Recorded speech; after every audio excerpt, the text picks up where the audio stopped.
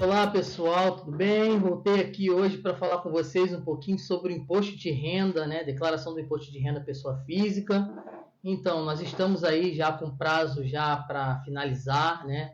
Esse ano as declarações encerram no dia 31/5, né? Diferentemente do ano passado, que nós tivemos o prazo até dia 30/4 de 2022.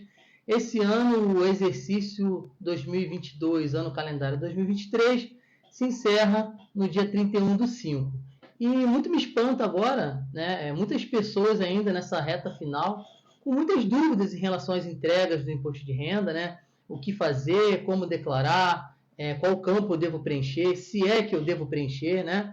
Então eu estou aqui hoje para esclarecer alguns pontos que eu vou colocar aqui para vocês, por conta de muitas pessoas que me procuraram para tirar algumas dúvidas, perguntando algumas situações. Eu vim aqui hoje para tentar esclarecer alguns pontos, tá? O primeiro ponto deles que eu vou esclarecer é a situação do rendimento tributável, né? Então, a faixa de isenção do ano calendário do ano de 2022, né, que se encerra agora, ela ficou na faixa, no teto de R$ 28.559,70, por conta dos rendimentos tributáveis. Quais são eles? Rendimentos tributáveis, rendimentos de recebidos de pessoa jurídica, rendimentos recebidos de pessoa física, rendimentos de aluguéis, aqueles que estão previstos na dedução via Carnê-Leão, né? E os rendimentos de aposentadoria. Rendimentos de aposentadoria, sim, tá? As pessoas confundem muito essa situação de rendimento de aposentadoria, porque existe uma faixa de isenção, tá? Os aposentados com maiores de 65 anos, eles têm uma dupla isenção, vamos dizer assim, né? É um duplo benefício, né? Eu entendo dessa forma. Porque até a faixa de R$ 28.559,70, eles estão na faixa de isenção. E os próximos rendimentos, eles voltam a zerar a base até o teto de R$ 28.559 para iniciar a primeira faixa de isenção. Então, muitas pessoas confundem essa situação, tá? Então, esse é o primeiro ponto que eu queria falar, que é sobre os rendimentos tributáveis, tá? A tabela vai modificar? Vai sim, a tabela vai mudar, mas a tabela que vai modificar, né, depois de 8 anos aí, né, a última atualização da tabela foi em 2015, né, que fixou a faixa de isenção para R$ 1.903, né, R$ 1.903,98. Então, a gente está desde 2015 sem uma atualização. Então, a partir do ano que vem, os rendimentos, essa faixa de isenção, ela passa a ser de 1903 para 2112. Isso, 2112. Então, 2112, porém, com uma faixa automática de dedução, um valor automático de dedução de R$ 528. Então, quem ganha até 2.640 para o próximo ano, ele vai se enquadrar na faixa de isenção por conta da dedução automática de R$ 528. Porém, essa dedução automática, ela não é obrigatória, tá? Porque tem pessoas que vão ter outros limites de dedução, como quem tem pensão, quem tem filhos, né? Então, isso vai ser uma opção, tá? Esse é o primeiro ponto que eu queria trazer para vocês. O outro ponto que eu gostaria de trazer para vocês aqui é em relação aos rendimentos isentos e não tributáveis, tá? Então, quem recebeu rendimentos isentos e não tributáveis acima de R$ 40 mil também está obrigado a efetuar a declaração do imposto de renda. Quais são esses rendimentos? Rendimentos oriundos de pensão alimentícia, oriundos de rescisão trabalhista, indenizações, né? Rendimentos de poupança, que também são isentos. Então, esses rendimentos que foram ingressados, né, acima de R$ 40 mil também estão sujeitos a efetuar a declaração. Agora, um ponto que eu queria chamar a atenção em relação a esses rendimentos é em relação à pensão alimentícia, né?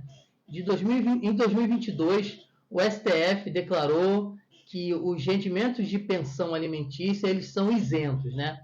Então, para quem recebe rendimentos de pensão alimentícia, esses rendimentos eles são declarados lá na ficha de isenção.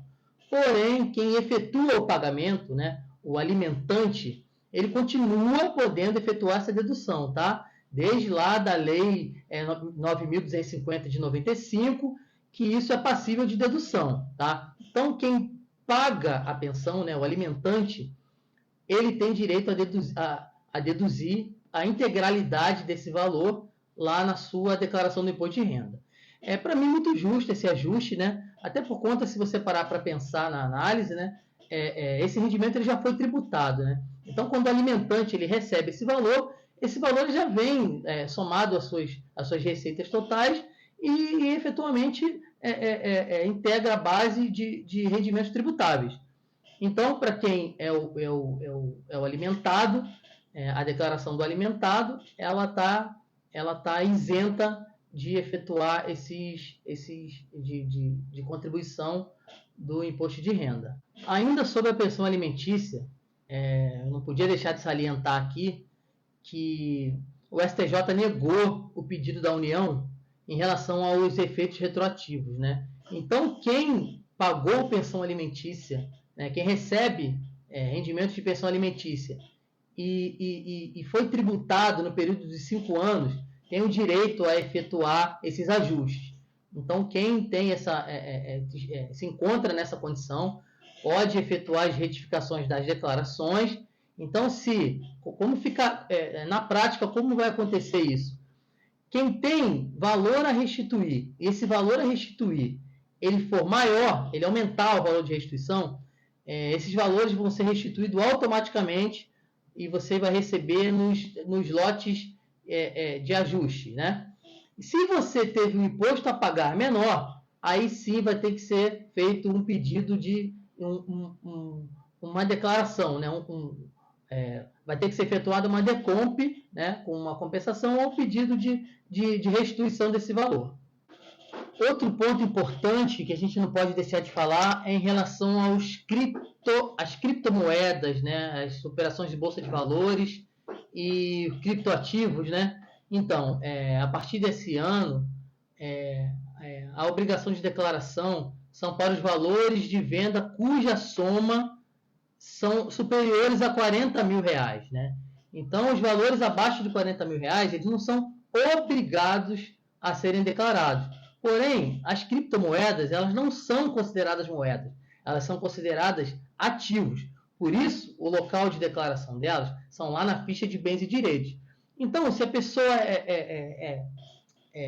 faz operações com criptoativos, é interessante ela efetuar a declaração desses criptoativos na ficha bem para ativar esse patrimônio, né? Pelo menos para ela ter esse bem declarado, né? Então, os valores abaixo de 40 mil ou o lucro líquido acima do valor tributável, né? O rendimento tributável, são obrigados a efetuar a declaração nesse ano de 2023.